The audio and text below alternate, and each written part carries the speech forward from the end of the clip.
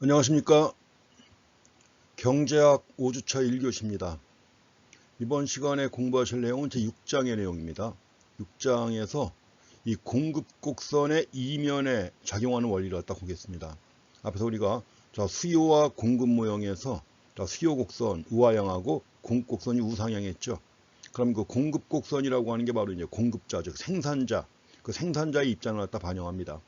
그 생산자가 이제 이윤을 갖다 극대화할 수 있는 그런 가격과 공급량의 배합점들인데, 그러면 생산자가 어떻게 생산을 할 것인가 하는 문제 보겠습니다. 그 생산과 관련해서는 여러 가지 그 비용이 함께 고려가 됩니다. 그래서 공곡선의 이면이라고 되어 있는데 그 뒷면에 작용하는 원리를 갖다 공부합니다. 그래서 여러 가지 그 생산 요소의 투입과 그 과정에서 비용이 발생하는데 이와 관련된 내용들을 정리해 보겠습니다. 먼저 그 생산함수라고 하는 제목이 붙어 있는데요. 여기서 지금 여러 가지 그 투입물이 있습니다. 투입물 해가지고 트랙터 같은 컴바인 같은 기계가 있죠. 이것들은 바로 뭐죠? 자본입니다. 자본이라고 하는 것이고, 이걸 또 운전하는 또 기사가 또 있습니다. 뒤에 그 기사 노동자가 2명이 있죠. 2명이 있는데 노동도 투입되죠. 노동이 투입될 것이고, 이렇게 해갖고 이제 그 수확을 하는 것입니다. 이게 산출물이죠. 이런 그림이 나와 있는데, 이게 바로 이제 생산 과정을 얘기하는 겁니다. 우리가 생산해가지고 프로덕션이라고 해서 투입물을 노동이나 자본과 같은 이런 투입물이죠. 투입물을 산출물로 전환하는 과정. 여기서 산출물은 바로 곡물이 되겠습니다. 그래서 노동과 자본을 투입해 가지고 곡물을 생산하는 이러한 과정을 생산이라고 하는 것입니다. 여기서 그 생산과 관련해 가지고 얘기가 나왔습니다. 밑에 How intensively an acre of land 해가지고 이제 어떻게 하면 그 토지로부터 산출물을 갖다가 집약적으로 사용해 가지고 토지를 집약적으로 인텐시브리 집약적으로 사용해서 일할 것이냐. 이럴 때 이제 의사결정을 할 때 중요한 게 a decision at the margin, 한계예요. 한계라는 개념. 한계적으로 판단해야 한다는 겁니다. 앞에서도 우리가 소비자가 마찬가지로 소비를 갖다 결정할 때도 그 한계적으로 판단한다고 그랬죠. 빵 하나를 더 먹을 거냐 말 거냐 하는 것입니다. 자, 이렇게 해가지고 여기서 곡물의 가격, 그러니까 곡물의 가격도 이와 관련이 있습니다. 그러니까 생산은 투입물을 산출물로 전환시키는 이러한 과정을 생산이라고 합니다. 다시 한번 얘기해서 생산 요소를 투입해서 생산물을 만드는 이런 과정을 생산이라고 하는 것입니다.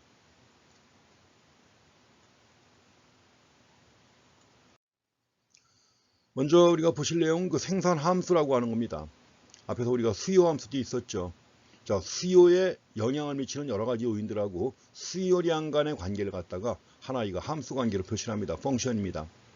왜냐하면 이제 영향을 미치는 요인들은 독립변수고 그로부터 결정되는 게 수요량이죠.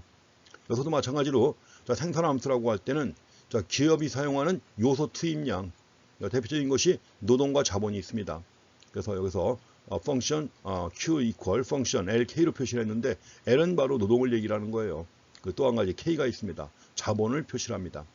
자본은 영어로 캐피탈 해가지고 CA, PITAL로 표시를 하죠.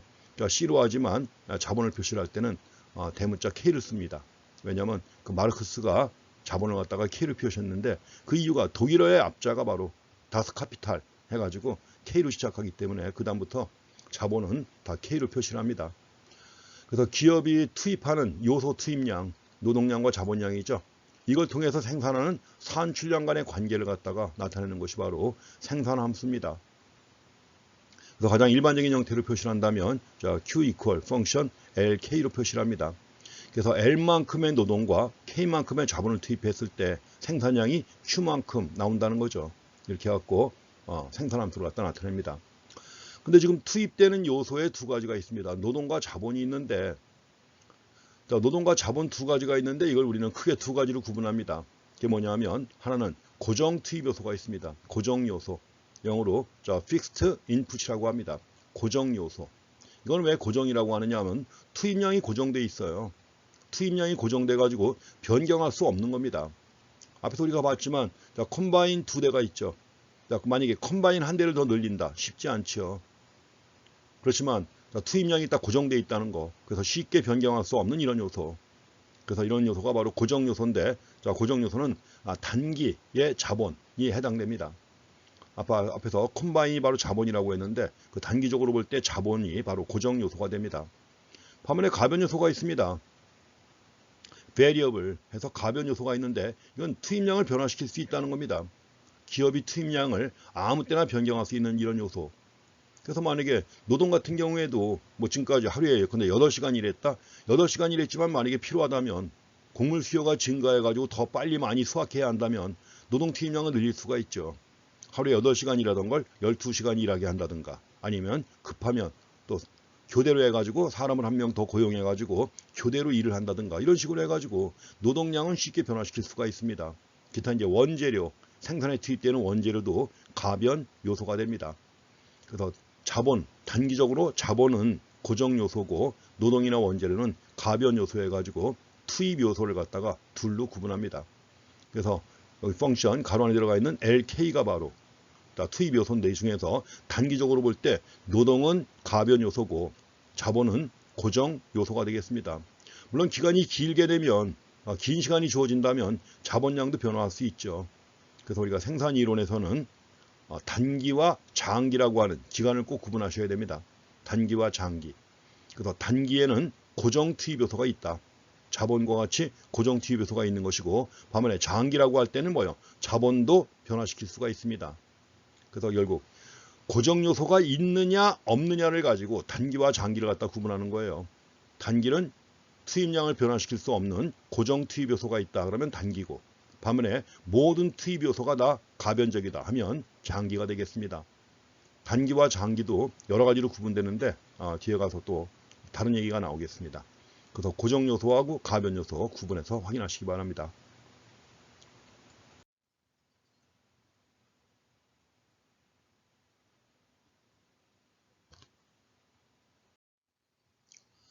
자, 그 단기의 생산 나와 있고 여기서 먼저 그 한계 생산이라는 용어가 나와 있습니다.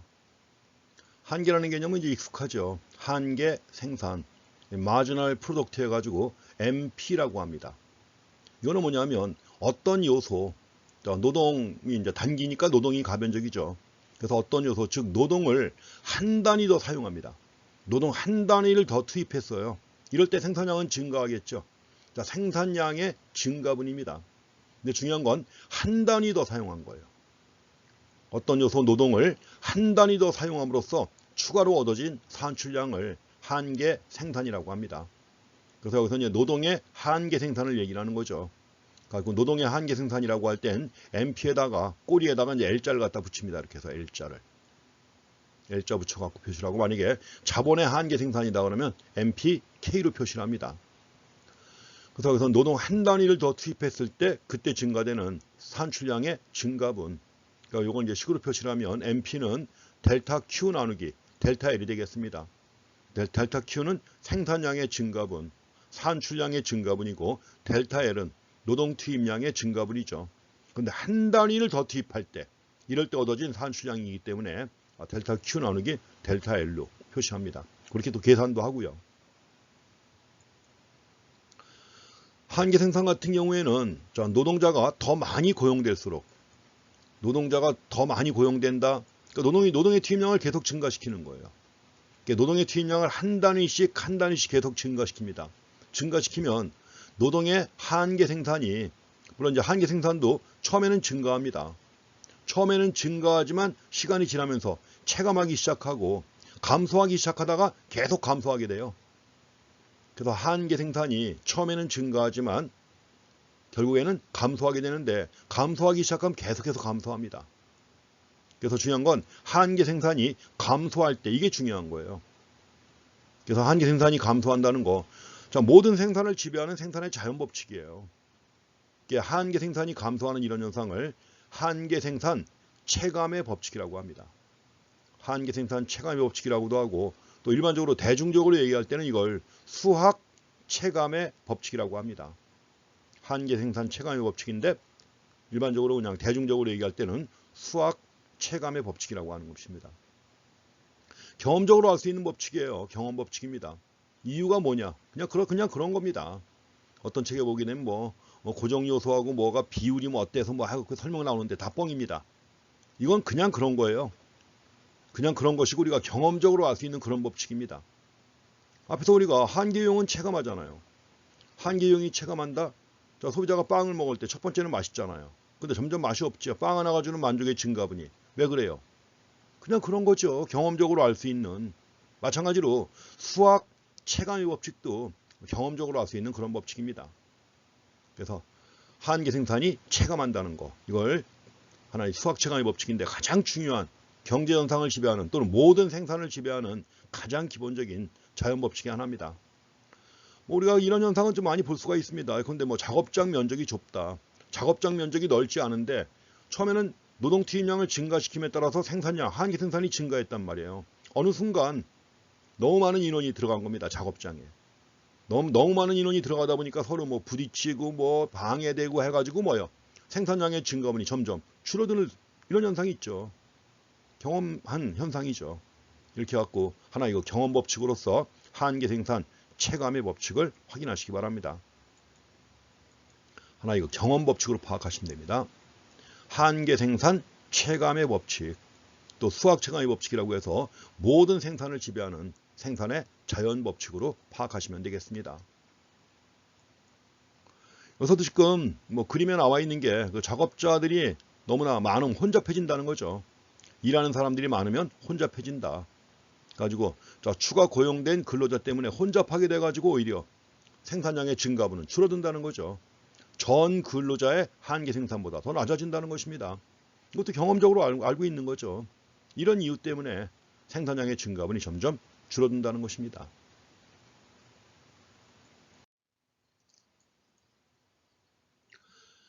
이제 데이터를 가지고 보겠습니다. 생산함수와 TP 곡선 나와 있습니다. 여기 좀 나와 있는 게 노동 투입량이 나와 있습니다. 사람 수예요. 1명, 2명, 3명 이렇게 1명, 2명, 3명 사람 수로 해가지고 증가합니다. 이럴 때 밀 산출량이에요. 밀의 산출량이 나와 있는데 붓셀로 해가지고 0에서 19, 36, 51 해가지고 계속 증가하죠. 증가합니다. 가지고 75, 84, 91, 96 계속 증가하는 걸로 되어 있습니다. 그럼 이럴 때 한계 생산이 뭐냐? 노동의 한계 생산. 말씀드린 것처럼 노동의 한계 생산은 MPL이라고 표시가 되어 있죠. MPL 그래서 증가분이에요. 증가분. 생산량의 증가분 나누기 노동의 증가분. 이게 원래 델타 Q 나누기 델타 L인데 델타 대신에 그냥 D라고 표시한 겁니다. 델타 Q 나누기 델타 L. 앞에서 식이 나왔었죠. 자, 이렇게 해가지고 그러면 한계 생산이 뭐냐? 생각해 보세요. 처음에 노동 투입량이 제로일 때는 생산량도 제로죠, 당연히. 노동 투입량이 제로일 때 생산량 제로다. 근데 한 명을 투입하니까 생산량이 19가 된 거예요. 얼마 증가했습니까? 19죠. 이 19가 바로 한계 생산입니다. 또 한 명을 더 투입했더니 한 명을 더 투입하니까 생산량이 36으로 증가했죠. 얼마나 증가한 거예요? 얼마나? 자, 17만큼 증가한 거죠. 두 번째 증가분은 17. 또 투입하니까 세 번째로 생산량이 증가했는데 증가분은 더 작아요. 증가분은 15가 되는 거죠. 그 생산량의 증가분이 처음에는 19였다가 17이었다가 15 계속 감소합니다. 증가분이. 이게 바로 한계 생산이라는 게 그거예요. 한 단위, 노동 한 단위를 더 투입할 때 그때 증가되는 생산량의 증가분이다. 그래서 한계 생산이라는 개념을 정확하게 파악하고 수치로 계산하는 것도 한번 해보실 필요가 있습니다. 그래서 여기 나와 있습니다. 증가분 19, 17, 그 다음에 15, 13, 11 이렇게 증가하죠. 한계 생산이 어떻게 됩니까? 계속해서 체감하고 있죠. 19, 17, 15, 13 이런 식으로. 가지고 이거 갖다가 한계 생산 체감의 법칙이라고 하는 것입니다. 그래서 그림으로 그린 겁니다. 데이터를 갖다 그림으로 그려가지고 노동 투입량을 하나씩 증가시키는 거. 한 단위씩 증가시켰다. 한 단위씩 증가시키니까 생산량은 증가해 나가죠. 생산량은 증가하는데 중요한 건 증가분이 이때는 증가분이 이만큼이었어요. 17만큼. 여기서는 물론 증가분이 제로일 때에 비하면 이게 19였죠. 증가분이 19였고 그 다음에 17이었고 증가분이 점점 작아집니다. 증가분이 점점 작아지다가 여기 오게 되면 얼마? 이때 7만큼 증가했다. 그래서 증가분이 점점 작아지기 때문에 총 생산함수인데 이게 총 생산함수죠. 근데 총 생산함수가 쭉 뻗어나가는 게 아니라 구부러집니다. 그래서 생산 요소의 투입량을 증가시킬 때 총 생산함수가 쭉 뻗어나가지 않고 아래쪽으로 계속 구부러지는데 그 구부러지는 이유가 바로 뭐냐? 한계 생산 체감의 법칙이라고 하는 것입니다. 그래서 여기서도 투입량과 산출량과의 관계는 분명히 양이죠. 양이지만 일정하지는 않다. 왜 그래요? 생산함수를 따라서 노동의 한계 생산이 변화한다. 어떻게 변화해요? 계속 체감합니다. 한계 생산이 체감한다. 그래서 이런 현상을 한계 생산 체감의 법칙이라고 하는 것이고 생산을 지배하는 가장 중요한 법칙입니다. 물론 이제 우리가 오늘날 경제를 갖다가 보통 디지털 경제라고도 많이 하죠. 디지털 경제 또는 뭐 인터넷 경제 이런 얘기하는데 디지털 경제에서 거래가 되는 상품 중에는 디지털 상품이 있죠. 여러 가지 뭐 음원이라든가 뭐 이런 것들 디지털 상품이 있습니다. 그런데 넷플릭스에서 뭐 우리가 영화 본다. 넷플릭스에서 영화 보면 넷플릭스가 그 영화 한 편 생산할 때마다 비용이 크게 증가해요? 그런 거 없죠. 똑같은 영화 가지고 사람들이 보는 수마다 돈 내는 거 아니에요. 그렇죠? 이런 경제에서는 물론 이 수학 체감의 법칙이 작용하지 않습니다. 그래서 디지털 경제에서 디지털 상품의 경우에는 수학 체증, 거꾸로 수학 체증의 현상이 나타나지만 전통적인 생산을 지배하는 가장 일반적인 법칙이 한계 생산 체감 또는 수학 체감이라고 합니다. 이걸 또 그림을 통해서 한번 확인하시고 데이터 통해서 한번 확인하시면 되겠습니다. 앞에서 우리가 노동 한 단위라고 했습니다. 그러니까 노동 한 단위가 얼마냐는 건데 뭐 각자 편하게 생각하시면 됩니다. 그래서 우리가 MPL, 노동의 한계 생산인데 노동 투입량 한 단위를 증가시킬 때 좀 전에 봤던 예에서는 뭐죠? 1명, 2명 해가지고 사람 수로 증가시켰죠. 그래서 노동의 한계 생산은 노동 투입량을 한 단위 증가시킬 때 그때 증가되는 산출량의 증가분이에요. 그래서 델타 Q 나누기 델타 L로 표시했습니다. 식으로 표시할 때는. 그래서 원래 델타 Q 나누기 델타 L인데 이걸 만약에 극한값을 취합니다. 그러니까 생산 곡선상의 총 생산 곡선상의 어느 한 점에서 한계 생산이 뭐냐. 이럴 때는 바로 뭐냐.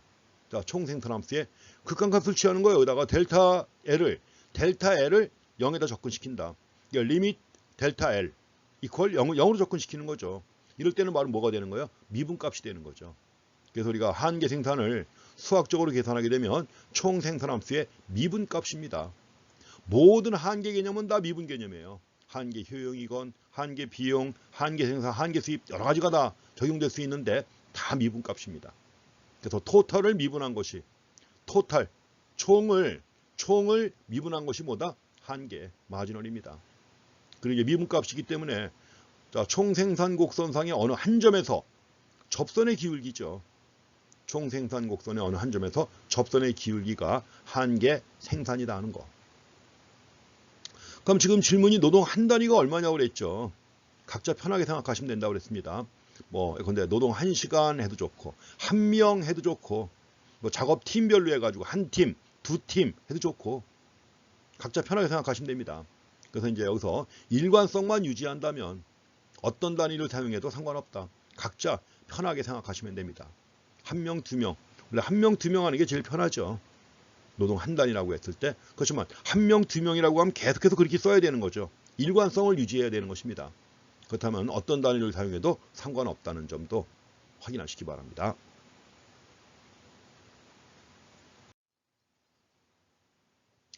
자, 좀 전에 봤던 총 생산 곡선 봤는데 이로부터 이제 우리가 한계 생산 곡선을 또 도출해야 되는 것이죠. 우선 먼저 일단 토지. 토지가 만약에 많아진다.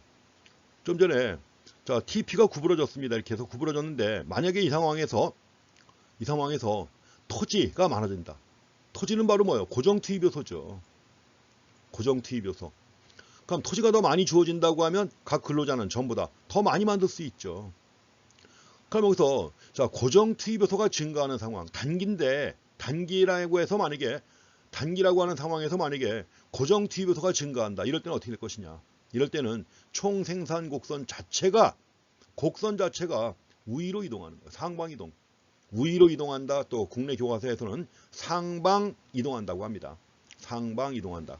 그래서 토지가 10만큼 주어졌을 때 총생산, 20만큼 주어졌을 때 총생산 해가지고 함수 자체가 상방 이동하는 거예요. 함수 자체가 상방 이동한다. 그래서 총생산 곡선을 우위로 이동시킬 것이고, 그리고 자, 총생산 곡선이 우위로 이동한다면 당연히 뭐예요? 한계 생산 곡선도 우위로 이동합니다. 전부 다 생산량의 증가분이 더 커진 거 아니에요. 생산량의 증가분이 더 커지는 것이기 때문에 따라서 한계 생산 곡선도 상방으로 이동합니다. 그래서 토지가 많아가지고 농장이 크면 클수록 각 노동자의 한계 생산도 더 높아지는 것입니다. 그래서 MPL 곡선 또한 한계 생산 곡선도 상방으로 이동한다는 거. 자, 이렇게 해서 고정 투입 요소가 증가하면 함수 자체가 상방 이동한다. 이럴 때 한계 생산 곡선 또한 위로 이동한다는 겁니다.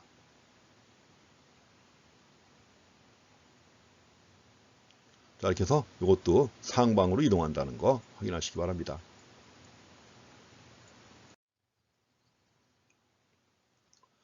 다음에 이제 생산함수에서 비용 곡선, 비용을 얘기를 해야 됩니다. 생산 비용을 얘기를 해야 되는 건데, 먼저 미리 말씀드리면, 자, 생산과 비용.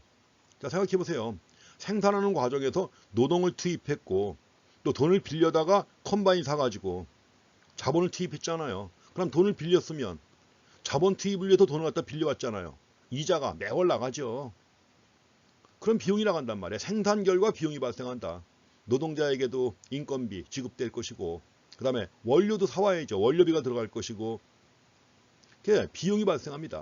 그러니까 중요한 건 생산 결과 비용이 발생한다는 거예요. 그래서 이 생산과 비용은 동전의 앞뒷면 관계와 똑같습니다. 동전의 앞뒷면. 그래서 이거 갖다 우리가 생산과 비용의 쌍대성이라고 합니다.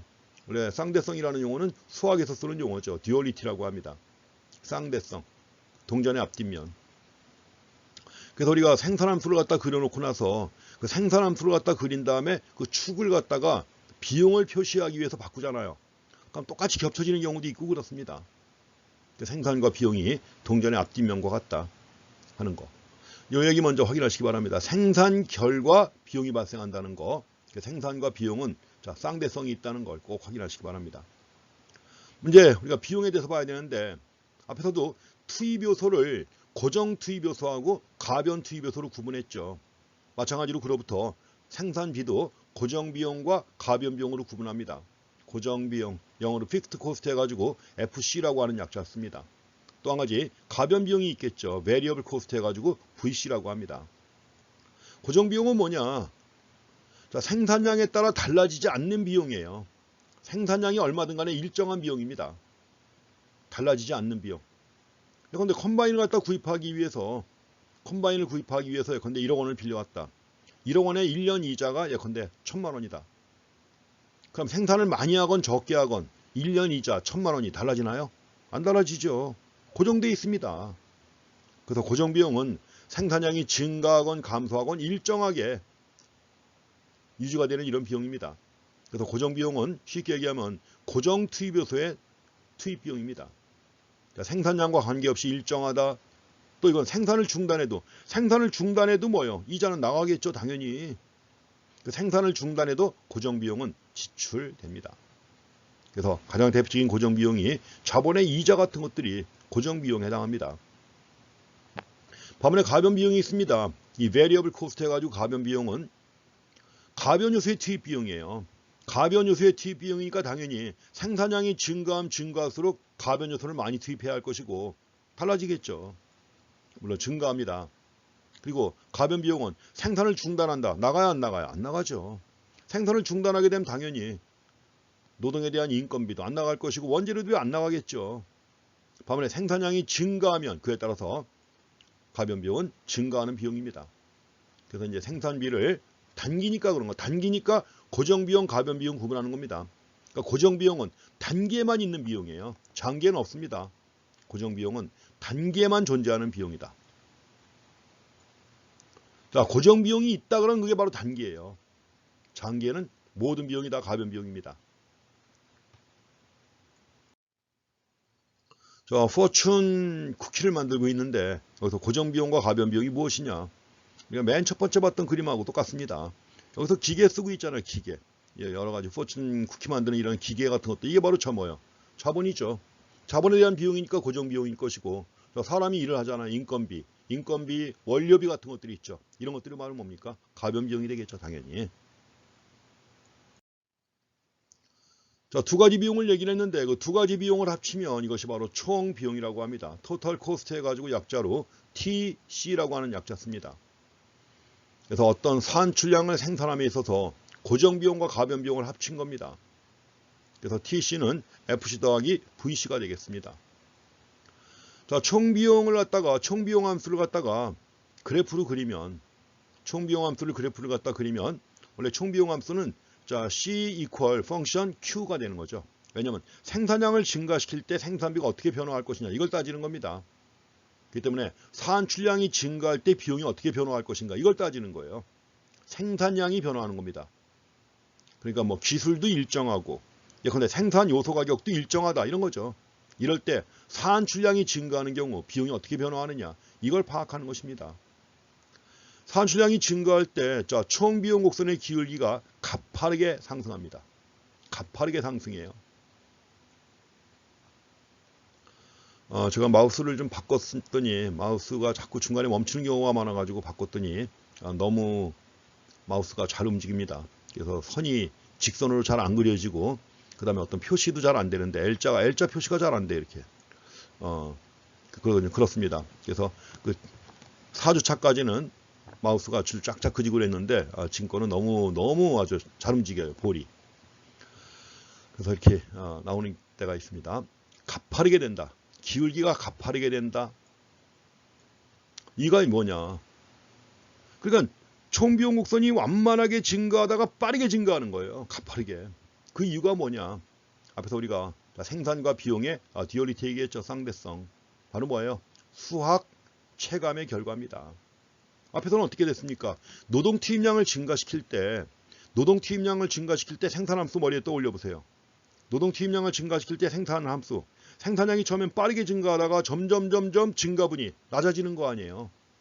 그게 거꾸로 비용에 반영되면 반대로 나타납니다.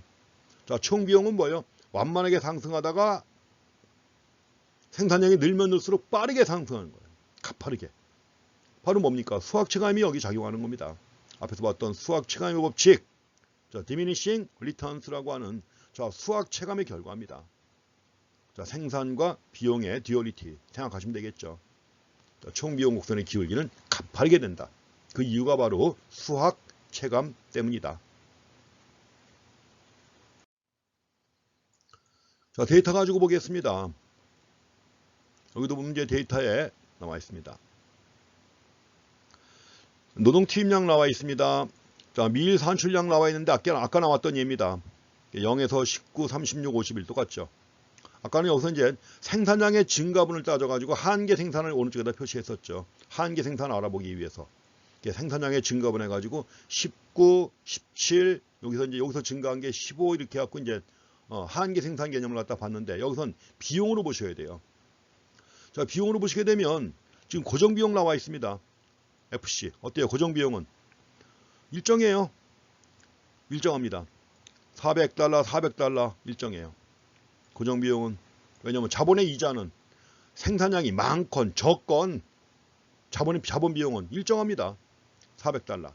근데 가변 비용은 노동에 대한 비용 아니에요. 여기서는. 노동에 대한 비용이니까 1, 2, 3, 4 증가함에 따라 가변 비용은 어떻게 됩니까? 증가합니다. 물론 여기에는 원료비도 들어갑니다. 원료비도 있고 해가지고 가변 비용이 증가하는 거예요. 가지고 두 개를 합친 것이 총비용이다. 그래서 총비용은 고정비용 더하기 가변 비용입니다. 그래서 두 가지 더해가지고 나온 게 바로 오른쪽에 있는 총비용이죠. 자, 이렇게 해서 이제 총비용 곡선을 갖다 그립니다. 총비용 곡선 그리는데 여기 보시게 되면 원점이죠. 원점. 원점에서도 지금 비용이 있죠. 이게 뭘까요? 이게 고정비용 때문에 그렇죠.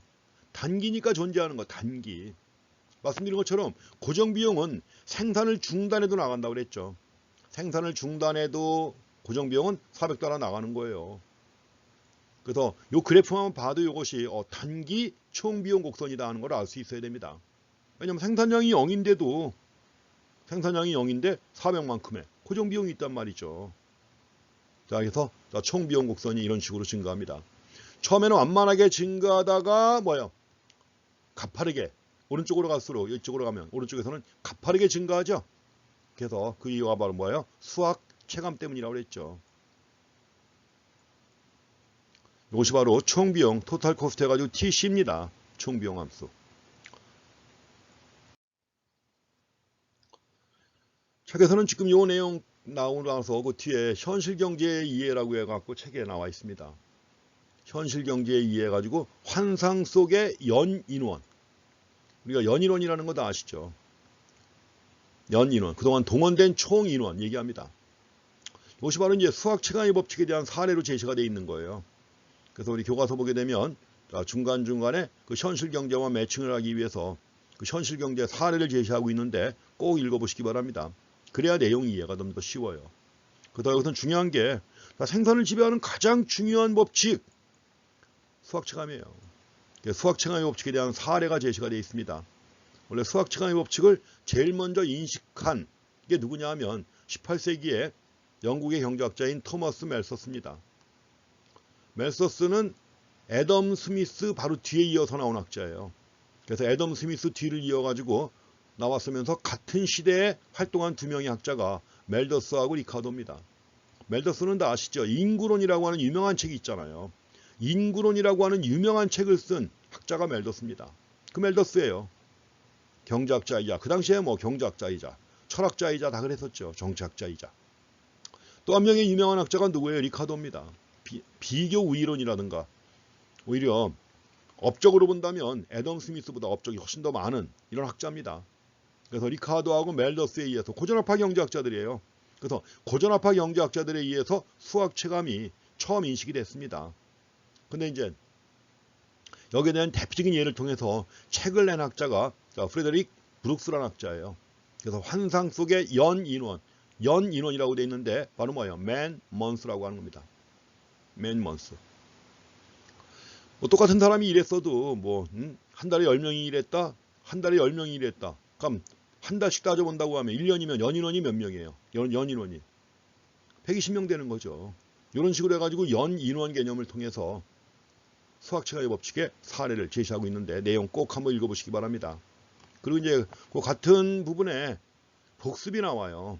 우리 책에는 그 파트마다 이 챕터 말고 챕터 안에 있는 파트마다 그 파트에서 다음 파트로 넘어갈 때마다 복습이라고 나옵니다. 잘 아시죠?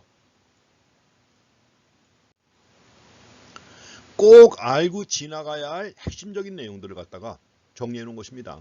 물론 이제 각 챕터마다 뒤에 또 요약이 나와요. 서머리가 나오는데 서머리는 그 중에서도 또 제일 중요한 것만 제시해 놓은 것이고 그 파트마다 나와 있는 복습이라고 나와 있는 거 꼭 확인하고 지나가시기 바랍니다. 아주 중요한 내용이에요. 그것들이 다. 그것들 다 뭐 시험 문제에도 뭐 우리가 중간이나 기말 시험 볼 때 그 시험 문제에서 거기서부터 많이 냅니다. 당연히 그 내용이지 뭐. 그렇죠? 그러니까 그 복습도 각 챕터마다 뒤에 나와 있는 요약 꼭 확인하고 지나가시기 바랍니다. 원래 우리가 교과서를 여러 개 놓고 평가할 때 어느 책이 좋으냐 나쁘냐 할 때 어떻게 보면 제일 중요한 게 요약을 잘 해놨느냐 그렇지 않느냐 이게 중요한 겁니다. 지금 뭐 경제학도 교과서가 얼마나 많습니까? 그래서 우리 식도 비교적 그 복습 내지는 뒤에 서머리 해가지고 요약이 잘 돼 있는 그런 책 중에 하나입니다. 그걸 확인하고 지나가시기 바랍니다. 이제 한계 비용 개념이 나와 있습니다. 앞에서 우리가 한계 생산 봤는데 여기서 한계 비용 같은 방식으로 개념을 정리하면 되겠죠. 한계 비용입니다. 마지널 코스트 해가지고 MC라고 하는 부호를 씁니다. 이건 뭘까요? 우리가 비용 함수는 뭐라 그랬죠? C equal function Q라고 그랬죠. 생산량이 증가할 때 생산비가 얼마나 변화할 것인가 하는 겁니다. 그러니까 한계 비용은 산출량 한 단위를 더 늘린 거예요. 한 단위를 추가했다. 한 개를 더 만들었다. 이럴 때 총비용의 증가분이에요. 한 개를 더 만들 때 총비용이 얼마나 증가할 것이냐 하는 겁니다. 총비용의 증가분. 그래서 여기 식에 나와 있는 것처럼 MC는 뭐예요? 델타 TC 나누기 델타 Q입니다. 총비용의 증가분 나누기 산출량의 증가분이에요. 그리고 역시 한계라고 하는 개념이죠. 마지널. 역시 마지널이라고 하는 이런 개념입니다. 마지널. 그래서 저 총비용 함수의 뭐예요? 미분값. 이게 식으로 주어진다면 미분한 값입니다. derivative TC, Q에 관해서 미분한 거죠. 또 기하학적으로 본다면 뭐예요? 총비용 곡선에 자, 총비용 곡선상의 어느 한 점에서 접선의 기울기예요. 접선의 기울기. 한계라는 개념은 다 똑같습니다. 자, 토탈의 미분값이 마지널이다. 또 토탈 곡선상의 어느 한 점에서 접선의 기울기가 바로 마지널이다. 그렇게 이해하시면 됩니다. 모든 경제학에 다 똑같이 적용되는 거예요. 처음 공부하실 때 이런 개념들을 명확하게 정리하고 지나가시면 아무리 이제 어려운 부분으로 들어가도 어렵지 않습니다. 아주 쉽죠. 제가 요새 책을 하나 좀 부탁이 들어와서 쓰고 있는데 어떤 그 경제학 책입니다. 근데 이제 수험서예요. 수험서로서 경제학 책을 쓰고 있는데 전에 뭐 쓴 걸 갖다가 이제 약간 수준 높게 개정을 해가지고 새로 쓰고 있는데 그래서 그 쓰는 과정에서 최근에 나오는 여러 가지 시험 문제들 뭐 공인회계사 경제학 시험 문제, 감정평가사 경제학 시험 문제 등등 거기다 이제 또 뭐 그 행정고시라든가 또 입법고시라든가 이런 데 나와 있는 그 주관식 문제라든가 이런 것들 다 수집해 가지고 보는데 문제가 점점 더 이렇게 수준 높은 문제는 대부분 다 계산 문제입니다.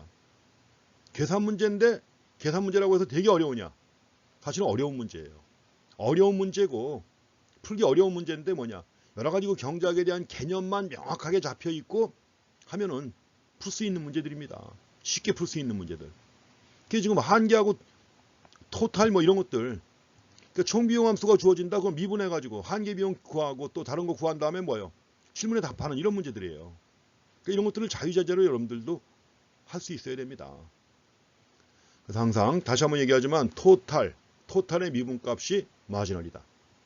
또 토탈 곡선상의 어느 한 점에서 접선의 기울기가 마지널이다 하는 거 이런 것들은 꼭 확인하고 지나가시기 바랍니다. 그래서 MC 이퀄 델타 TC 나누기 델타 Q 개념으로 해가지고 정리하시기 바랍니다. 셀레나의 고급 살사의 비용, 살사를 갖다 예를 들었을까요? 그 살사 소스 잘 아시죠? 살사 소스 참 맛있네. 그래서 고급 살사를 만들 때 들어가는 비용입니다. 근데 크루그만도 참 특이한 사람입니다. 그 많은 제품들을 얼마나 많습니까? 근데 굳이 고급 살사 비용해가지고 예를 들었습니다. 여기 생산량입니다. 상자 생산량 Q예요. 0에서부터 10까지 증가합니다. 이럴 때 고정비용이니까 변화가 없지요. 다 일정합니다. 108부터 다 매번 108이에요. 일정합니다. 고정비용은 일정하다. 가변비용은 원재료비, 인건비 들어가겠죠. VC. 가변비용은 계속 증가하죠. 0에서 12, 48, 108 들어갑니다. 증가합니다. 이런 식으로. 그럼 두 개 합치면 총비용이에요. 총비용 FC 더하기 VC 해가지고 총비용이다. 그래서 총비용 제시했습니다. 그러면 총비용의 증가분, 자 생산량 한 단위를 늘렸을 때 그때 총비용의 증가분이죠. 한 단위를 늘렸을 때 총비용의 증가분 얼마예요? 12죠. 근데 이거는 자 총비용의 증가분이기도 하지만 또 뭐예요? 가변비용의 증가분이죠. 고정비용은 증가하지 않습니다. 고정비용은 일정하잖아요. 그럼 총비용의 증가분이 결국 뭐예요? 가변비용의 증가분이죠. 자, 12달러 나옵니다. 그래서 MC는 델타 TC 나누기 델타 Q 해가지고 구한 거예요. 또 한 단위를 더 증가시켰다 생산량. 한 단위를 늘리니까 총비용이 얼마나 증가해요? 총비용이 120에서 156. 36만큼 증가했죠. 이거 36이라는 것도 결국 뭐예요? 가변비용의 증가분이죠. 36. 그래서 지금 단기에 한계비용은 총비용의 증가분이기도 하고 또 뭐예요? 가변비용의 증가분이에요. 가변비용의 증가분이 곧 총비용의 증가분이고 이것이 한계비용이다. 이렇게 보셔야 됩니다. 그래서 앞에서 나왔던 식을 다시 얘기한다면 델타 TC 나누기 델타 Q 델타 TC 나누기 델타 Q 해도 되지만 다르게 표현하면 뭐예요? 델타 VC 나누기 델타 Q 해도 똑같습니다. 자, 그것도 명확하게 아셔야 돼요. 단기입니다. 고정비용이 일정하기 때문에 그런 거죠. 자, 이렇게 해서 한계비용 개념을 명확하게 확인하시면 됩니다. 자, 이렇게 해서 이제 우리가 데이터 가지고 확인했습니다. 데이터 가지고 확인했다면 또 이걸 가지고 그림을 갖다 그려야죠. 여기 지금 고정비용이 나와 있고 가변비용 나와 있고 이로부터 또 이제 총비용 나와 있고 한계비용 나와 있으니까 이걸 그래프로 또 그려야 됩니다. 총비용 곡선과 한계비용 곡선 제시가 되어 있습니다. 생산량을 증가시킵니다. 생산량을 증가시킬 때 총비용이 처음에는 완만하게 상승하잖아요. 처음에는 여기까지는 완만하게 상승하다가 여기서는 기울기가 점점 가파른 거죠. 이렇게 가파르게 된다. 그 이유가 뭐라고 그랬어요? 이유가 역시 수학 체감의 법칙이 지배하는 겁니다. 그래가지고 두 번째 살사 한 상자가 총비용을 $36 증가시켰죠. 한 상자를 더 만들 때 증가분이 요겁니다. 요 세로축으로 증가분 따져야죠. 왜냐하면 세로축이 비용이에요. 세로축이 비용이니까 증가분을 수직으로 봐요. 수직의 증가분이에요. 근데 여덟 번째 살사 한 상자를 더 생산했을 때는 총 비용이 $180가 증가합니다. 이렇게 크게. 총 비용의 증가분이 점점 커진다. 이 말은 곧 뭐예요? 한계 비용이 점점 커진다는 것이죠.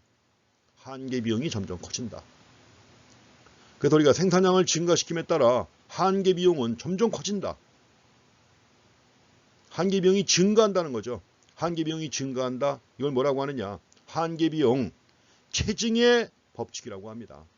한계 비용 체증의 법칙. 그 이유가 뭘까요? 한계 비용이 왜 체증할까요? 한계 생산이 체감하기 때문에. 수학 체감의 법칙이에요. 수학 체감의 법칙이 작용하기 때문에 따라서 한계 비용이 체증하는 것이다. 한계 생산이 체감하기 때문에 한계 비용이 체증하는 것이다. 그렇게 이해하시면 됩니다. 그래서 이 사례에서 한계 비용 곡선이 우상향하죠. 체증합니다. 체증하는데 그 이유가 뭐냐?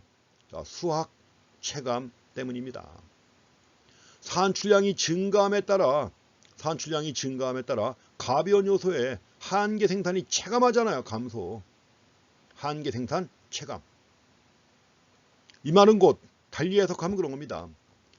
가변 요소의 한계 생산이 감소한다는 말은 뭐냐? 산출량이 증가함에 따라 점점 더 많은 가변 요소가 추가적인 산출량을 생산할 때 사용되어야만 한다는 거죠. 그러니까 점점 더 많은 가변 요소가 투입돼야 돼요. 그리고 이 말은 곧 뭐냐? 또 다시 얘기하면 각 단위의 가변 요소에 대해서 더 많은 비용이 지급돼야 한다는 거죠. 더 많은 비용이 지급돼야 한다. 따라서 추가적인 산출량 한 단위당 비용이 크게 증가하는 거예요. 추가적인 산출량 한계 생산이에요. 추가적인 산출량 한 단위당 비용. 한계 생산당 비용이 증가한다는 거. 그래서 이걸 우리가 한계 비용 체증의 법칙이라고 합니다. 한계 비용 체증의 법칙. 한계 비용이 체증하면 이유는 뭐다? 수학 체감 때문입니다. 그래서 가변 요소의 한계 생산이 감소하기 때문이다. 앞에서 우리가 지금 여기다 좀 쓰기가 어려운데요. 앞에서 우리가 MC가 뭐라고 그랬죠? MC 이퀄 델타 TC 나누기 델타 Q라고 했습니다. MC 이퀄 델타 TC 나누기 델타 Q. 또 그걸 MC 이퀄 델타 VC 나누기 델타 Q라고 그랬죠. 이럴 때 분모에 있는 델타 Q가 뭐냐? 생산량의 증가분 아니야. 산출량의 증가분. 분모에 있는 델타 Q가 산출량의 증가분. 근데 산출량의 증가분이 뭐라고 그랬죠? 그게 바로 한계 생산입니다. 노동 한 단위를 더 투입할 때 그때 증가되는 생산량의 증가분 한계 생산이에요. 그래서 우리가 MC를 다시 쓰면 그런 겁니다. MC를 다시 쓰게 되면 MC 이퀄 델타 TC 나누기 MPL. 한계 생산이에요. 분모에 MC 이퀄 델타 TC 나누기 MPL. 노동의 한계 생산. 분모에 있는 노동의 한계 생산 아주만 체감하잖아요. 그러니까 MC는 어떻게 돼요? 증가하는 거죠. 그것도 식으로 확인할 수 있는데 여기다 슬라이드 좀 정리하면서 쓸까 그러다 좀 까먹었네요. 써드리면 더 명확한데 이렇게 해서 어쨌든 간에 천천히 얘기했습니다. 다시 한번 얘기할게요. MC 이퀄 델타 TC 나누기 MPL. 따라서 분모에 있는 MPL이 체감하기 때문에 MC는 체증한다. 자, 이해가시죠?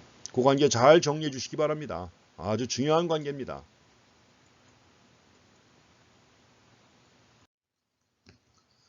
이제 그 평균 비용 개념도 보셔야 됩니다. 에버리지 개념. 그래서 우리가 수치와 관련해 가지고 이제 경제학에서 중요한 게 토털, 마지널, 또 한 가지가 에버리지예요. 평균. 또 세 가지 간의 관계도 잘 확인하셔야 됩니다. 토털과 마지널의 관계는 뭐 여러 번 확인했죠. 토털과 마지널. 자, 토털이 증가한다. 마지널은 0보다 크다. 토털이 극대다. 일정하다. 극대 또는 일정하다. 마지널은 0입니다. 토털이 감소한다. 마지널은 마이너스예요. 물론 거꾸로 역도 성립합니다. 마지널이 0보다 크다면 토털은 증가한다. 마지널이 0이면 토털은 일정하다 또는 극대 또는 극소다. 마지널이 마이너스다. 0보다 작다. 그럼 토털은 감소한다. 이 관계 항상 확인하셔야 되는 것 중에 하나입니다. 뭐 그런 가장 기본적인 것들인데 이것들만 머릿속에 다 넣고 활용하면 계산 문제 아무리 어려운 문제도 다 쉽게 해결됩니다. 이제 자 평균 비용 보겠습니다. 에버리지 개념은 워낙 익숙하잖아요. 여러분들이. 학점 계산할 때도 평균 학점. 총점이 얼마인데 내가 18학점 들었다. 그럼 총점 나누기 18학점 나누면 평균 평점이 나오잖아요. 똑같은 개념이에요. 먼저 평균 총비용입니다. 에버리지 토탈 코스트. 에버리지 토탈 코스트가 약자다가 ATC라고 하는 약자 사용합니다. 그렇지만 어차피 토탈이기 때문에 토탈이라는 말은 생략하고 그냥 간단하게 평균 비용이라고도 많이 합니다. AC. 토탈자 빼고 에버리지 코스트 해가지고 AC라고 쓰는 경우가 더 많아요. 평균 비용. 뭐예요? 한 개당 비용이죠. 산출량 한 개당 비용. 단위를 한 개로 파악하면 제일 쉽죠. 그래서 산출량 한 개당 한 단위당 총 비용입니다. 어떻게 하면 될까요? ATC는 TC 나누기 Q예요. 그냥 TC 나누기 Q 하면 한 개당 비용 나오죠. 근데 우리가 ATC가 두 가지가 합쳐진 거 아니에요. 자, TC는 FC 더하기 VC였죠. 그럼 FC를 생산량으로 나눈다. 뭐가 돼요? AFC. VC를 생산량으로 나눈다. AVC. 그래서 AFC는 평균 고정비용이에요. 평균 고정비용 해가지고 산출량 한 단위당 고정비용 얘기하는 것이고 평균 가변비용은 역시 산출량 한 단위당 가변비용 얘기하는 겁니다. AFC는 FC 나누기 Q, AVC는 VC 나누기 Q. 이제 이것도 데이터를 가지고 그래프를 갖다 그려봐야 돼요. 그림으로 그려봐야 됩니다. 근데 여기서 우리가 한 가지 확실하게 알 수 있는 게 뭐냐? 요 관계죠. 요거는 일단 확실하게 알 수 있습니다. 왜 그럴까요? FC는 어때요? FC 일정하잖아요. 자, Q가 얼마든 간에 FC 일정하죠. 일정합니다. 변하지 않잖아요. 그러면 분모에 있는 Q를 계속 증가시킨다. 자, 분모에 있는 Q를 계속 증가시키면 어떻게 될까요? 자, 분모에 있는 Q를 증가시키면 어떻게 되나요? AFC는 계속 감소하겠죠. 그래서 AFC는 흔히 직각 쌍곡선과 같은 그런 형태가 됩니다. 당연히 그럴 거 아니에요. AFC 곱하기 Q 하면 FC로 일정하잖아요. 그러니까 Q를 증가시키면 AFC는 감소하고 따라서 AFC 곡선은 직각 쌍곡선 형태입니다. 계속 감소하는 형태죠. 근데 이제 ATC하고 AVC는 미리 결론만 말씀드리면 U자 형태입니다. AVC나 ATC나 처음에는 감소하다가 최저점을 지난 다음에 증가하게 돼요. 그러니까 U자형이 되는 거죠. 이제 그걸 확인하실 겁니다. 이제. 자, 평균 총비용 곡선 나와 있습니다. 산출량이 증가할 때 평균 총비용 ATC입니다. ATC 또는 AC. 평균 총비용에 상반된 두 가지 영향이 있습니다. 상반되는 두 가지 영향 미친다. 하나는 분산 효과가 있는데 분산 효과 어디서 나오는 거예요 지금? 산출량이 증가하면 고정비용은 일정한데 그 일정한 고정비용이 산출량마다 나눠질 거 아니에요. 그럼 산출량이 많을수록 그만큼 뭐예요? 많이 분산되죠. 고정비용이 분산되는 산출량이 더 많아진다. 산출량이 증가할수록 고정비용이 분산된다. 그럼 당연히 평균 고정비용은 어떻게 됩니까? 감소하죠. 그래서 많은 산출량에 고정비용이 나눠지는 분산되는 이런 효과를 갖다가 분산 효과라고 합니다. 스프레딩 이펙트라고 그래요. 분산 효과. 또 한 가지가 있습니다. 또 한 가지는 수익 체감 효과입니다. 수익 체감, 한계 생산 체감 얘기하는 거죠. 산출량이 크면 클수록 생산물 한 단위를 생산할 때 필요한 가변 요소의 투입물이 증가한다고 그랬었죠, 앞에서. 가변 요소의 투입물이 증가한다. 그렇다고 하면 평균 가변 비용은 어떻게 된다? 증가한다는 거죠. 평균 가변 비용은 증가한다. 가변 요소의 투입물이 증가하기 때문에 평균 가변 비용은 증가한다. 그래서 산출량이 증가할 때 평균 총 비용에 자, 상반되는 두 가지 영향을 미친다. 하나는 분산 효과, 고정 비용이 분산되는 겁니다. 그 다음에 두 번째가 수익 체감 효과 해가지고 가변 요소의 투입물이 증가한다는 거. 이게 증가하는 현상이죠. 가지고 평균 가변 비용이 증가한다는 거. 이렇게 해가지고 두 가지 효과 보시고 이런 것들을 종합해가지고 이제 우리가 비용 곡선 볼 것입니다. 이것도 셀 하나의 고급 살사의 평균 비용 나오는데 앞에서 이건 나왔었죠. 산출량 나왔고 총 비용까지 나왔었죠. 이제 그래서 앞에서는 그 총 비용의 증가분 해가지고 한계 비용을 보기 위해서 이제 총 비용까지 봤는데 여기서는 지금 이제 평균 비용입니다. 먼저 한 상자당 평균 총 비용이에요. 한 상자당 평균 총 비용은 ATC죠. ATC는 뭐예요? TC 나누기 Q입니다. 자, TC 나누기 Q, 요거 나누기 총 비용 나누기 상자예요. 상자 수예요. 총 비용 나누기 상자 수. 여기서는 120 나누기 1 해가지고 120달러. 여기서는 156 나누기 2 해가지고 78달러. 여기서는 216 나누기 3 해가지고 72달러. 이런 식으로 나온 거죠. TC 나누기 Q다. 그 다음에 한 상자당 평균 고정비용입니다. 평균 고정비용은 어떻게 하는 거예요? 고정비용을 생산량으로 나눈 거예요. 고정비용을 생산량으로 나눈 거다. 앞에서 봤던 예에서 고정비용은 계속해서 108달러였습니다. 한 상자를 만들건 10상자 만들건 고정비용은 108달러. 그러니까 108달러 나누기 1, 108달러 나누기 2, 3 이런 식으로 해가지고 나온 거예요. 어떻게 되나요? 108달러에서 평균 고정비용은 계속해서 감소하죠? 계속해서 감소합니다.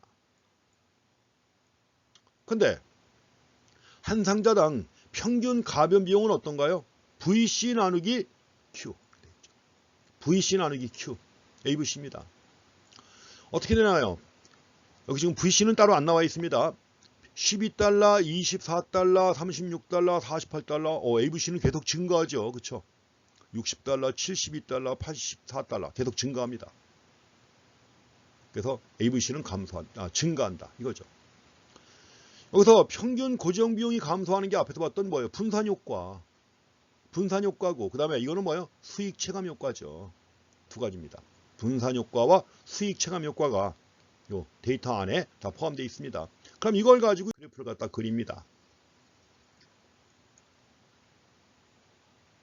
자, 평균 총비용 곡선입니다. 평균 총비용은 생산량을 증가시킵니다. 가로축이 생산량이에요. 산출량. 그래서 평균 총비용은 처음에는 감소합니다. 감소하다가 최하점을 지난 다음부터는 계속 증가해 올라가요. 계속 증가한다. 그래서 그 최하점일 때, 이럴 때 최소 평균 총비용이라고 하는 거예요. M점에서 미니멈, 최소 평균 총비용이고, 이럴 때 산출량, 최소 평균 총비용일 때 산출량이 바로 뭐예요? 3이 되는 겁니다. 이럴 때 최소 비용 산출량이라고 하는 거예요. 그래서 ATC는 감소하다가 증가한다. 그러니까 U자 형태라고 합니다. U자 형태. 감소하다 증가한다. 그래서 이제 비용 곡선에 대해서 이제 또 계속 나오겠습니다만은 일단 수학 체감이 여기에도 작용합니다. 항상 생산과 비용, 듀얼리티 관계에 있다는 걸 확인하셔야 됩니다. 바로 수학 체감이 작용하기 때문에 한계 비용은 어떻게 된다고 그랬죠? 한계 비용은 체증한다고 그랬죠. 자, 수학 체감으로 인하여 한계 비용은 우상향의 기울기를 갖는다. 한계 비용 체증의 법칙입니다. 물론 여기서도 한계 비용이 계속 증가하는데 처음에는 우하향이에요. 처음에는 우하향합니다. 우하향하다가 어느 순간 반전돼 가지고 우상향하는 거예요. 그럼 여기서 한계 비용이 처음에 우하향 감소하는 거예요. 감소하다가 체증하는 겁니다. 그러니까 처음에 우하향할 때 그 이유가 뭐냐? 처음에 우하향할 때 그 이유를 우리 책에서는 분업과 특화를 제시하고 있어요. 왜냐하면 처음에 노동자가 한 명일 때는, 노동자가 한 명이 생산할 때는 뭐예요? 자기가 전 공정을 다 해야 될 거 아니에요. 그러다가 노동 한 단위가 더 투입된다 그러면 공정을 둘이 나눠요. 한 명 더 투입된다 그러면 공정을 셋으로 나눠가지고 각각 자기가 잘할 수 있는 것만 한단 말이죠. 이게 바로 뭡니까? 분업이죠. 자, 노동 투입이 증가하게 되면 일단 어느 정도까지는 노동 투입이 증가하게 되면 분업이 확산돼요. 분업이 확산된다. 그러면 분업이 확산돼 가지고 자기가 가장 잘할 수 있는 것만 하다 보면 숙련도가 높아지잖아요. 숙련도가 높아져 가지고 생산성이 높아지죠. 자, 숙련도가 높아진다. 이게 뭐예요? 스페셜라이제이션. 보통 경제학에서는 이걸 특화라고 번역하는데 또 경우에 따라서는 뭐예요? 이걸 전문화라고도 번역하죠. 특화를 갖다 전문화, 스페셜라이제이션 얘기하는 겁니다. 물론 분업이 이루어져야만, 분업이 확대가 되어야만 전문화도 이루어지는 거예요. 분업과 특화 때문에 이렇게 된다. 다시 한번 얘기합니다. 한계 비용이 처음에는 감소하다가 최하점을 지난 다음부터 계속 체증한다. 그럼 한계 비용이 처음에 감소하는 이유가 뭐 때문이다? 분업과 특화 때문에. 여러 가지 이유가 있지만 제일 중요한 이유가 바로 그겁니다. 그래서 이제 한계 비용 곡선은 우상향한다. 곧 한계 비용은 체증하는 것이다. 그 법칙이라고 그래요, 이거는. 왜냐면 수학 체감의 법칙도 법칙 아니에요. 그럼 그것 때문에 한계 비용이 체증하는 거예요. 그러니까 한계 비용 체증의 법칙이라고 합니다. 다음에 두 번째, 평균 가변 비용은 어떠냐? 자, 평균 가변 비용. U자형입니다, 이것도. 그래서 U자형인데 증가할 때 자, 우상향하죠? 우상향한다. 한계 비용 곡선보다는 완만한 형태입니다. 예, 그림으로 확인할 겁니다. 자, 분산 효과 때문에 뭐라 그랬어요? 분산 효과 때문에 평균 고정 비용은 계속 감소합니다. AFC는 계속 감소한다고 그랬습니다. 가지고 즉각 쌍곡선의 형태라고 그랬죠. 그리고 이제 한계 비용 곡선이 감소하다가 증가한다고 그랬죠. 맨 1번에서 한계 비용 곡선은 감소하다가 증가한다고 했는데 감소하다가 증가할 때는 평균 총 비용 곡선의 ATC 곡선의 최소점, ATC 곡선의 최소점을 아래에서 위로 자르면서 올라갑니다. ATC 곡선의 최소점을 뚫고 올라가요. 그러면서 한계 비용은 계속 체증하는 것입니다. 여러 비용 곡선들 간의 관계인데 이제 그림으로 확인할 거예요. 그림으로 확인하시면 좀 더 쉽게 파악하실 수가 있을 겁니다. MC는 계속 체증합니다. MC는 계속 체증하고 ATC가 이래요. 말씀드린 것처럼 MC는 뭐예요? ATC의 최하점을 뚫고 올라간다고 그랬죠. MC가 증가할 때 ATC의 최하점을 뚫고 올라간다. 확인해 봤습니다. AVC는 이제 사실은 AVC도 원래 U자형이에요. AVC도 U자형인데 여기서는 데이터만 가지고 보는 것이기 때문에 여기서는 이제 ATC가 처음에 감소하는 건 안 나옵니다. AVC가 감소하는 것은 안 나오는데 어쨌든 감소한 다음에 계속 증가합니다. 증가하는데 기울기가 MC보다 어때요? MC하고 AVC의 기울기 비교하면 당연히 AVC의 기울기가 완만하죠. MC보다 AVC의 기울기가 완만하다. 그래서 가장 민감하게 변하는 비용이 한계 비용이에요. 또 한 가지 AFC가 나오네요. AFC 계속 감소합니다. AFC는 계속 감소하는 형태. 그리고 아까 봤던 ATC의 최소점에서 ATC의 최소점이죠.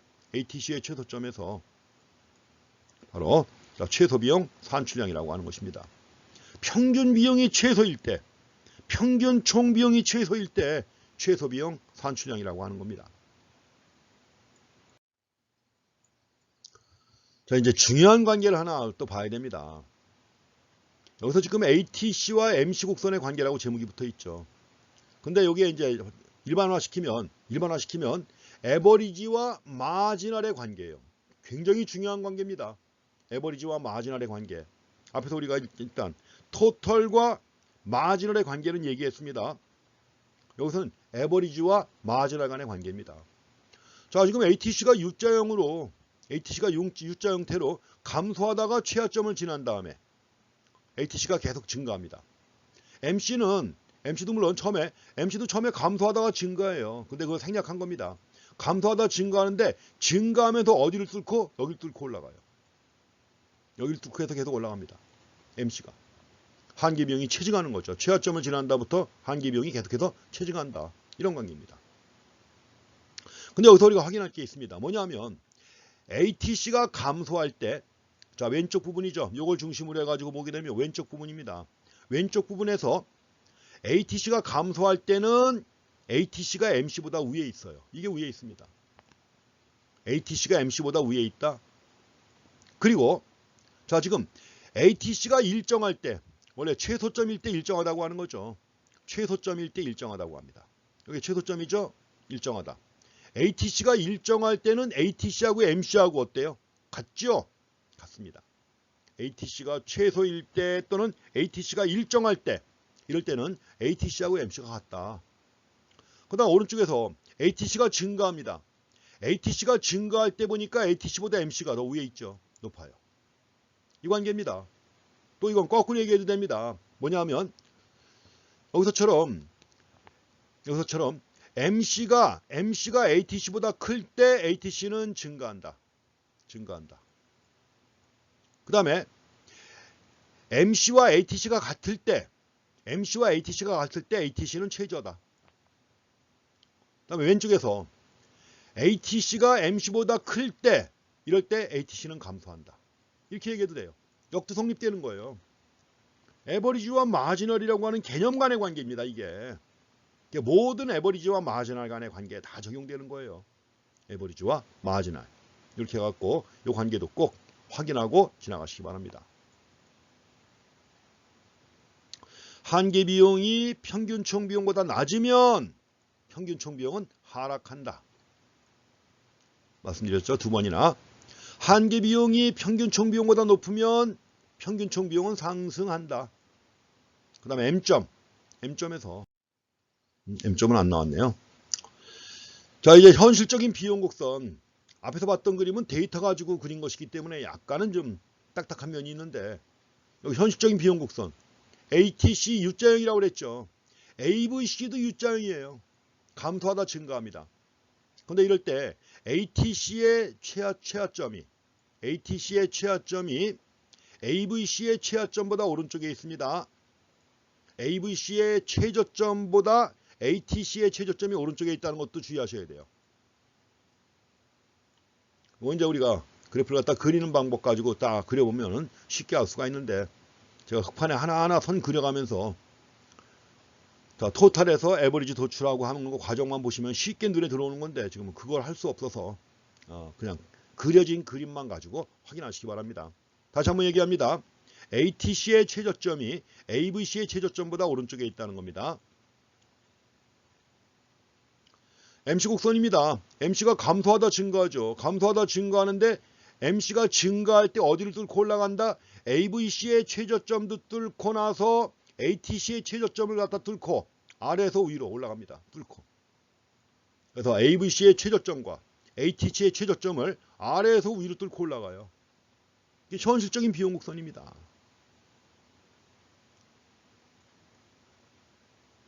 처음에 마지널이 감소하자, MC가 처음에 감소하다 증가한다 그랬죠. 감소하다 증가하는데 처음에 마지널 한계 비용이 감소하는 이유가 뭐 때문이라고 그랬어요? 특화.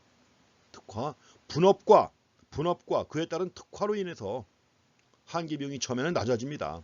그렇지만 이제 최저점을 지난 다음에 한계 비용이 최저점을 지난다면 계속 증가하는 거예요. 기울기가 제일 크죠. 여기서 제일 가파릅니다. AVC나 ATC보다 MC의 기울기가 제일 가파른 거예요. 그 점도 주의하셔야 됩니다. ATC나 AVC보다 MC의 기울기가 더 가파르다는 거 확인하셔야 됩니다. 그렇지만 일단 특화 효과가 없어진 거예요. 특화 효과가 없어져가지고 사람이 너무 많이 들어간 거예요. 작업장에. 분업도 어느 정도까지 분업이 있는 것이지, 너무 많아지게 되면 뭐예요? 특화 효과가 소진됩니다. 사라지는 거예요. 가지고 이때부터 수학 체감이 시작되면서부터, 수학 체감이 시작됐으니까 한계 비용은 상승하는 거죠. 체증하죠. 그래서 한계 비용이 계속해서 이제 체증하게 됩니다.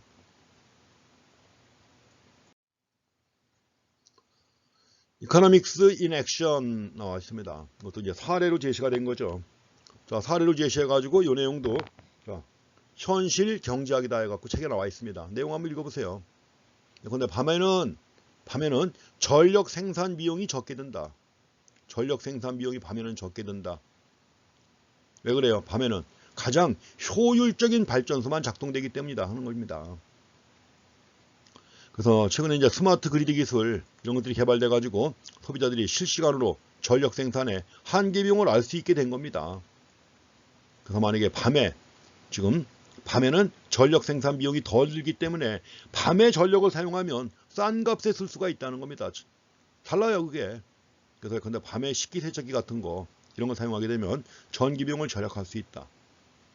갖고 자, 그 이유가 뭐냐? 한계 비용에 따라 전력 수요가 결정될 수 있기 때문이다 하는 것입니다. 약간은 좀 자세한 내용이 책에 나와 있으니까 책에 나와 있는 현실경제학에서 나와 있는 예 꼭 확인하고 지나가시기 바랍니다. 자, 이제 장기 비용을 보셔야 돼요. 자, 지금까지 본 것은 단기 비용입니다. 왜? 고정 비용이 있었죠. 고정 비용이 있었고 이제 장기에는 고정 비용이 없어집니다. 그래서 앞에서 우리가 단기와 장기 말씀드린 것처럼 롱런 장기에는 모든 요소가 다 가변 요소입니다. 자본도 가변 요소예요. 장기에는 공장 규모도 변화시킬 수가 있습니다.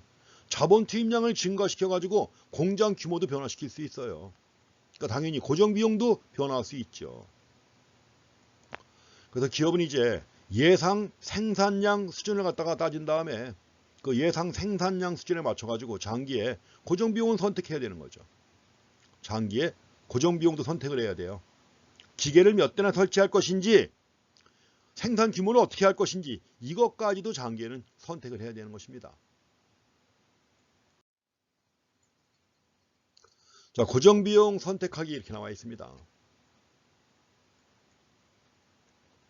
자, 낮은 고정 비용에서 ATC1. 지금 여기 low fixed cost하고 high fixed cost예요. 그래서 이제 고정 비용을 선택해야 되는 거니까 두 가지를 비교하는 겁니다. 그래서 낮은 고정 비용하고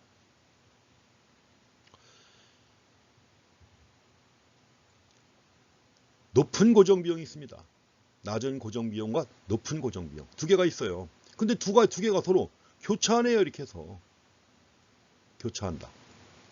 그러니까 산출량에 따라 달라진다는 겁니다.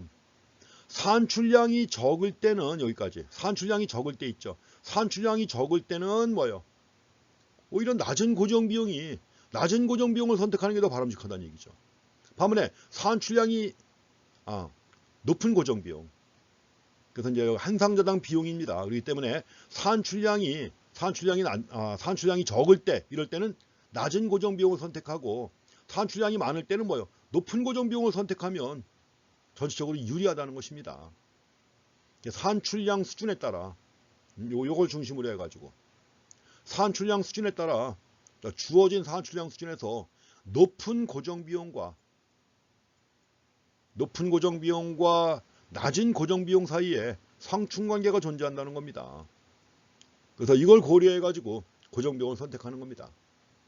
그래서 산출량이 적을 때는 ATC1 낮은 고정 비용을 선택하는 것이고 산출량이 많을 때는 높은 고정 비용을 선택하는 것이 유리하다는 것입니다. 그래서 둘 사이에 상관관계가 존재한다는 걸 깨알같이 그려진 저 표를 통해서 확인했는데 이게 책에는 그래도 크게 나왔습니다.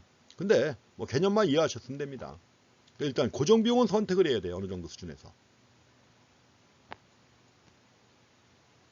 그래서 낮은 산출량에서는 낮은 고정 비용으로 인해 가지고 평균 총 비용이 더 낮아진다. 높은 산출량에서는 오히려 높은 고정 비용이 더 유리하다고 그랬죠. 그러니까 높은 산출량에서는 높은 고정 비용으로 인해서 평균 총 비용이 더 낮아지는 겁니다. 두 가지 구분해 가지고 확인하시면 되겠고요. 그럼 이제 장기 평균 총 비용이 나옵니다. 장기 총 비용. 롱런. 이게 장기 총 비용이라고 되는데 잘못됐네요. 이거 제가 어떻게 이런. 평균입니다. 그냥 총비용이 아니라 장기 평균자가 빠졌어요. 평균 총비용. 여기 들어가야죠. 평균자가. 그래서 장기 평균 총비용 곡선 에버리지입니다. 장기 평균 총비용 곡선. 장기에 다 똑같은 겁니다. 각각의 산출량 수준에 대해서 평균 총비용이 최소가 되도록 일단 고정비용을 선택한 거죠.